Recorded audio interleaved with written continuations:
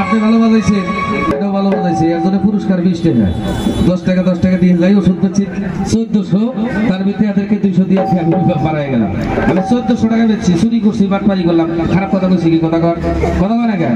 খারাপ কথা কইছি, ভাষা যাত্রা কইছি কই নাই। ওষুধটা খাবেন, নিয়ম ভালো। তবে আমি যাওয়া কালে আমি বিদায় জানাই, বাবা দোয়া রাখবেন।